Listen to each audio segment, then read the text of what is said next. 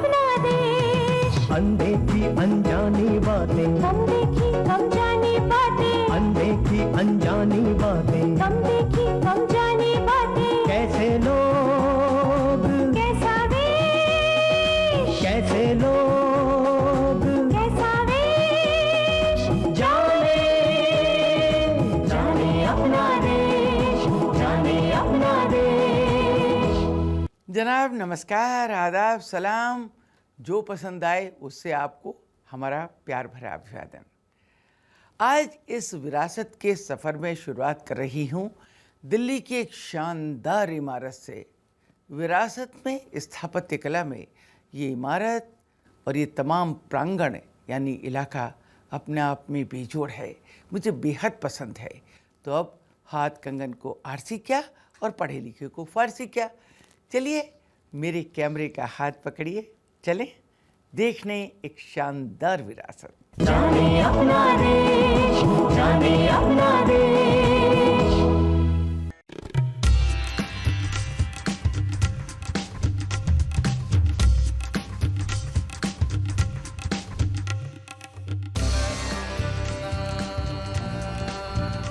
मंदिर मस्जिद इस प्रांगण में जैसे आप देख रहे हैं, एक वक्त ऐसा रहा होगा जब यहाँ जब मंदिर था तो स्थापत्य कला के तमाम नमूने यहाँ उसी तरह खोदे जैसे प्रतिहार वंशों में, पाल वंशों में और उस समय के आज से 800 साल पुराने वंशों में कला का जो एक अंश देखने को मिलता था, एक चिन्ह देखने को मिलता था।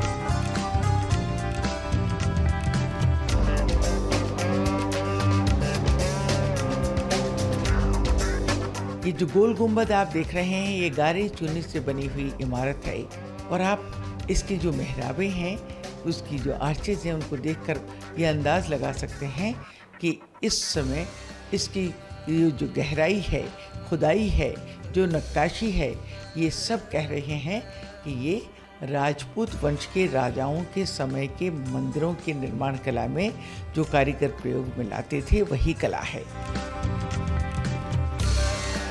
अगर आप ये मेहराबें देखेंगी तो तमाम मेहराबें, छोटी मेहराब के पास भी आपको पत्तियों का एक नीश मिलेगा और इसी तरह आप देखेंगे कि मेहराबों की कतार दर कतार एक के बाद एक ऐसे चलती है जैसे कि गोखरे में दिए जलाए जाते हैं।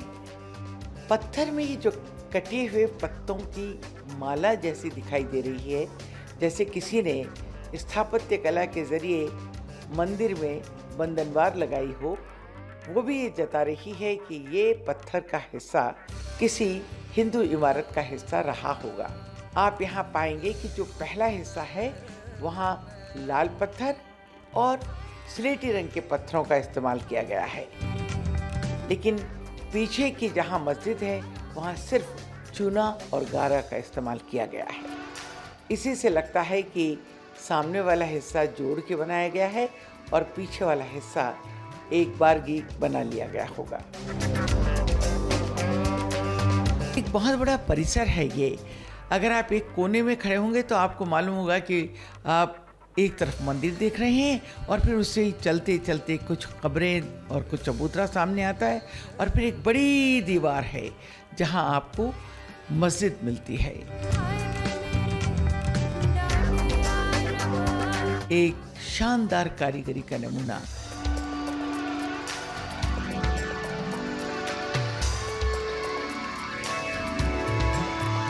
मेहराबों पर आप देखेंगे ये जो देख रहे हैं गोलाकार कुरान शरीफ की आयतें, ये सब अरेबिक लिपि में लिखी हुई हैं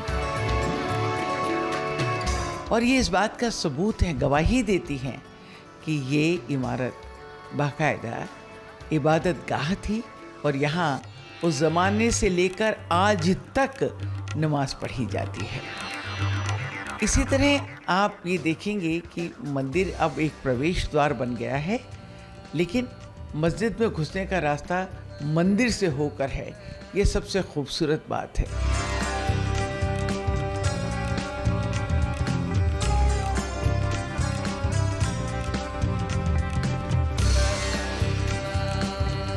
हर एक मेहराब के अंदर जितनी भी मेहराबें हैं वो सब अनोखी स्थापत्य कला का नमूना हैं।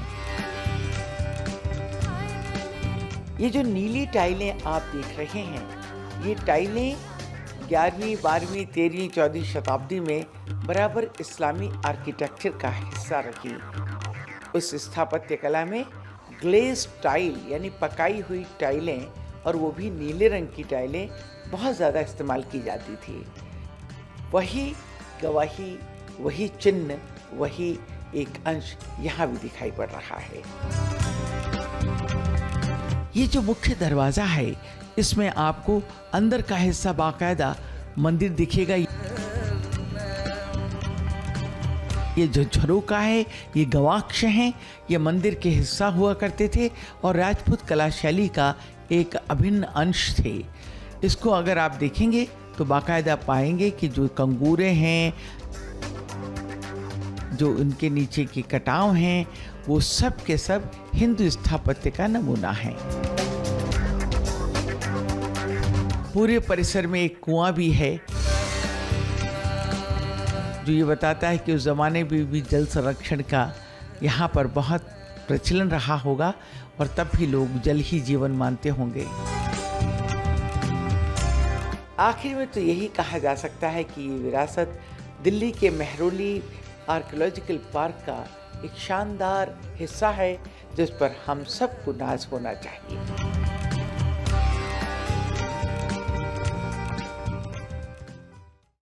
मिलते हैं ब्रेक के बाद।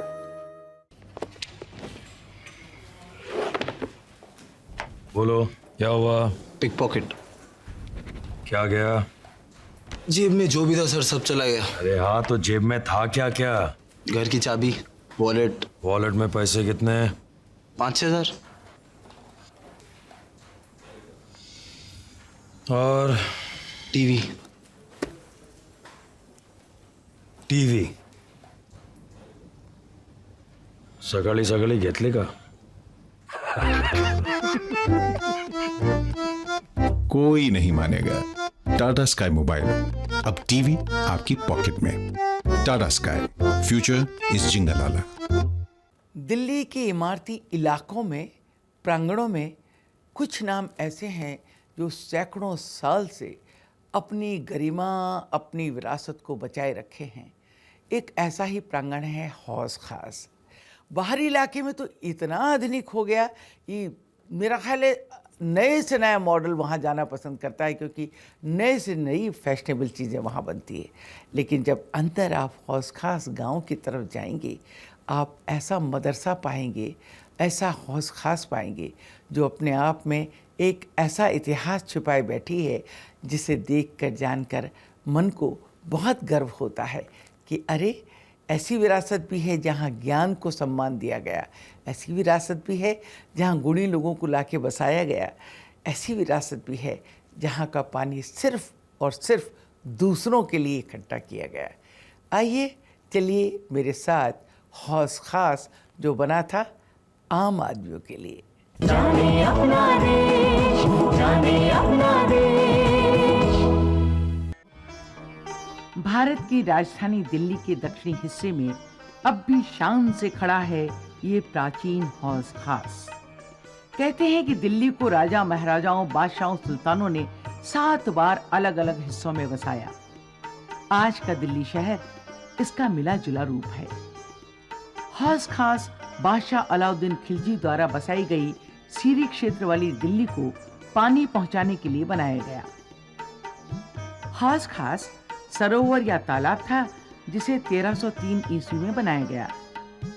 इसके कोई 50 साल बाद तुगलक वंशी बादशाह फिरोज शाह तुगलक ने हौज खास के चारों ओर इमारतें बनवाकर इसे एक सुंदर परिसर का रूप दे दिया। इस हौज खास में फिरोज शाह तुगलक ने शिक्षा के लिए एक मदरसा या स्कूल बनवाया।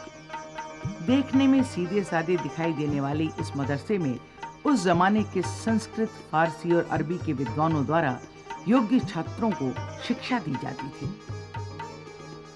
उस समय फर्श पर शिराज और दमिश्क से लाए गए कालीन को बिछाकर नीचे बैठकर शिक्षा ली जाती थी। इस परिसर के चारों तरफ बने कमरों में गुरु या शिक्षकों के निवास स्थान के लिए कक्ष बनाए गए। ये इमारतें कहीं कहीं 2 मंजिली भी हैं। जहां ये 2 मंजिली हैं, वहां खूबसूरत झरोखों की शक्ल में खिड़कियां बनाई गई हैं जो दूर से दिखाई पड़ती हैं। इमारतों के चारों ओर घना जंगल होने के कारण जंगली जानवरों के अलावा यहाँ खूबसूरत पक्षी आया करते थे। आज भी कुछ वन बाकी हैं जहाँ हिरण विचरते दिखाई देते हैं। हौस खास के बाहरी इलाके में बसे हुए गांव को कलाकारों और फैशन डिजाइनरों ने खरीदकर अब एक नई शक्ल का बाजार बना दिया है, जहां कला की वस्तुओं और कपड़ों की नई नई डिजाइनें तलाशने वाले लोगों की आवाजाही लगी रहती है।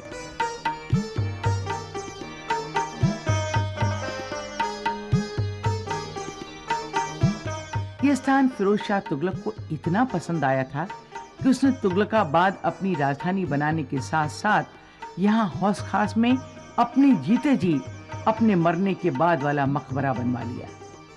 उसने एक बार कहा था कि मुझे बार बार ऐसा लगता है कि मेरा जन्म अपने लोगों को अच्छे से अच्छी शिक्षा देने और उनके कल्याण के लिए सार्वजनिक स्थल बनवाने के लिए हुआ है।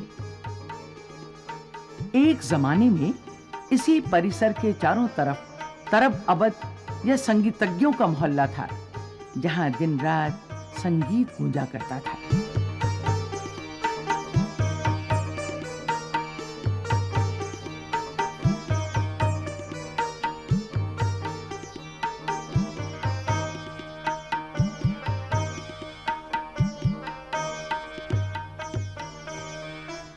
सन 1398 ईस्वी में जब बादशाह तैमूर यहाँ आकर कुछ दिन ठहरा तो उसने कहा, इस सुंदर सरोवर पर किसी को तीर मारना बड़ा मुश्किल है। सरोवर इतना चौड़ा है कि तीर का इस पार से उस पार तक पहुंचना ही मुश्किल है। और जगह इतनी खूबसूरत कि किसी की जिंदगी लेने का नहीं वरन किसी को जिंदगी देने को जी चाहता है। मिलते हैं ब्रेक के बाद। क्यों टाइम वेस्ट करे यार, कोई नहीं आने वाला। मिल गया। Welcome to Tata Sky. Hello, मैं लद्दाख के लामायर गांव से बोल रही हूँ। वहाँ का जो पोस्ट ऑफिस है ना, उसके आगे एक रास्ता जाता है जहाँ 5 कच्चे मकान है, उनमें से आखिर घर हमारा है। क्या आप वहाँ टाटा स्काई लगा सकते हैं? मैडम, आपका फोन लग गया तो समझो कनेक्शन भी लग गया। क्या? जरा फिर से बोल सकते हैं? आपका फोन लग गया तो समझो कनेक्शन भी लग गया।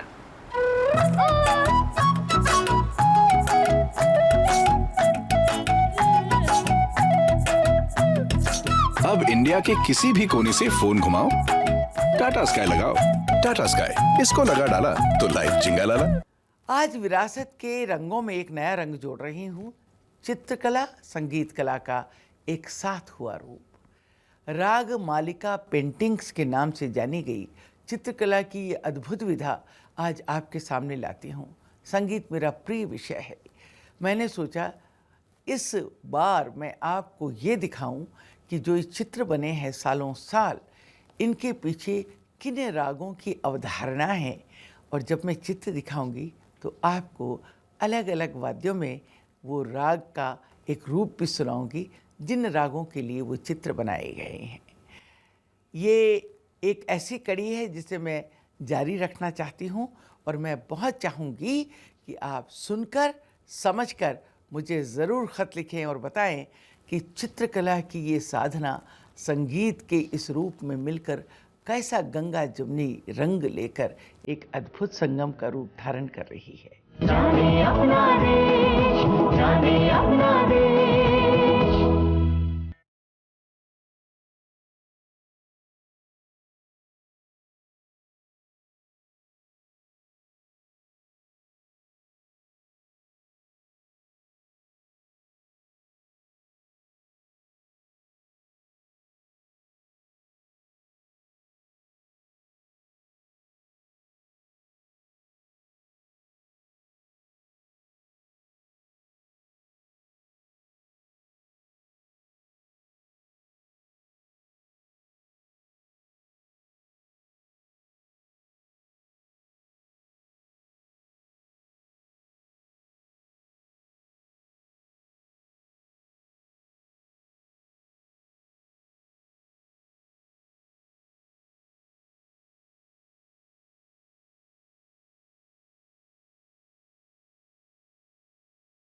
रागमाला भारतीय संस्कृति का एक ऐसा खूबसूरत अंग है जिसकी तारीफ समस्त विश्व में सैकड़ों सालों से हो रही है।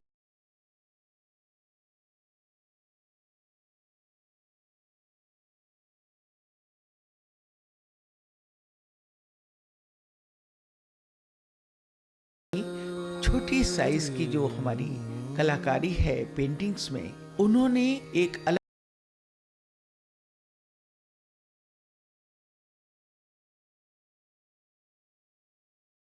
मैं आपको दिखा रही हूं कैसे स्वर साहित्य का संगम सुरों के साथ ही नहीं रंगों के साथ भी हुआ।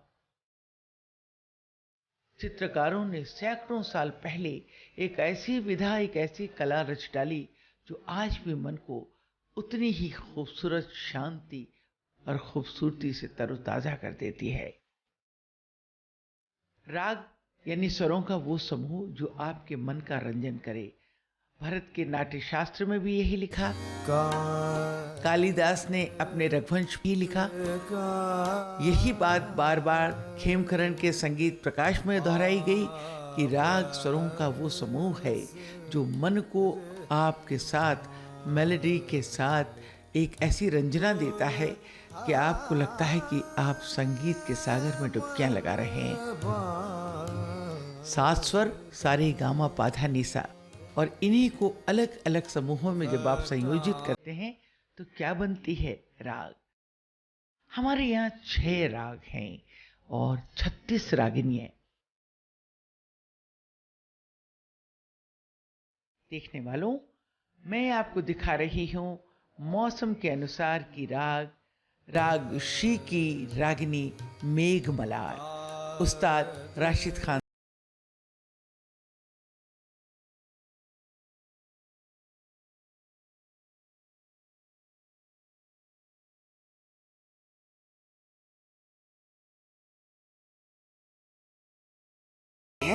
ब्रेक के बाद बोलो, क्या हुआ? पिक पॉकेट, क्या गया? घर की चाबी, वॉलेट और टीवी। टीवी सकाळी सकाळी घेतले का?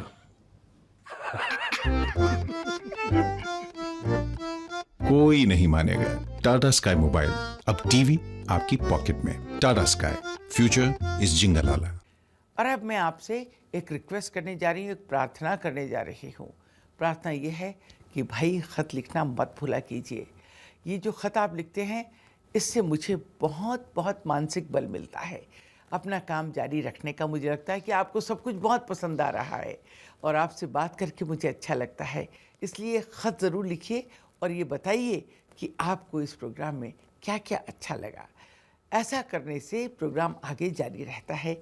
और इस बार जो इतने सारे पत्र आए हैं उसी ने मुझे इस बात को फिर से कहने को प्रेरित कहा है कि शाबाश शाबाश शाबाश, ऐसे ही लिखिए।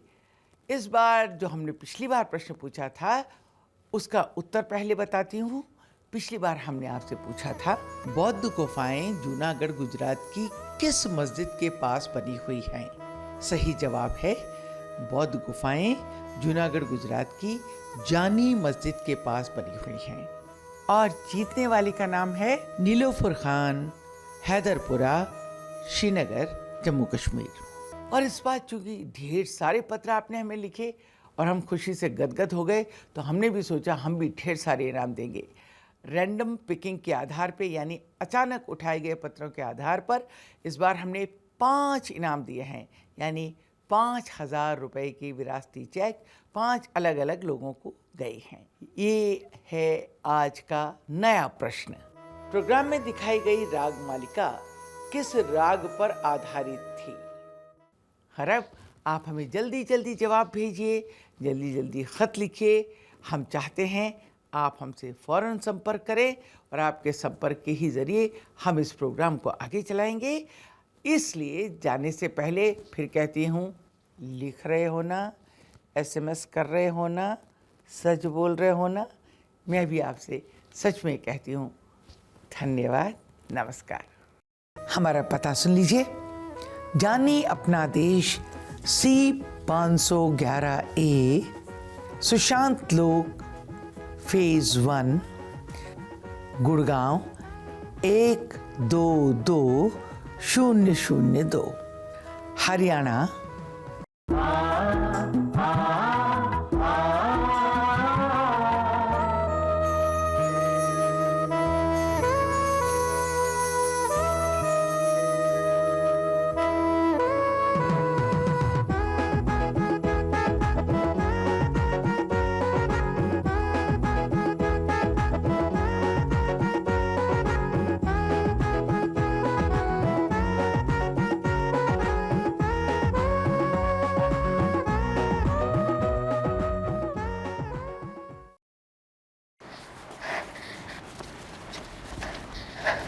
क्यों टाइम मिस करे यार, कोई नहीं आने वाला।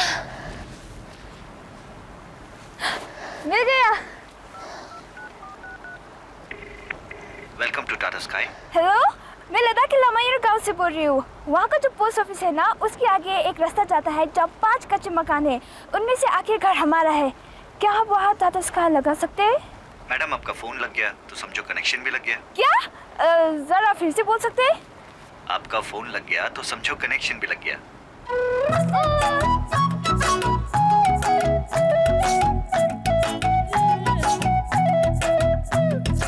अब इंडिया के किसी भी कोने से फोन घुमाओ, टाटा स्काई लगाओ।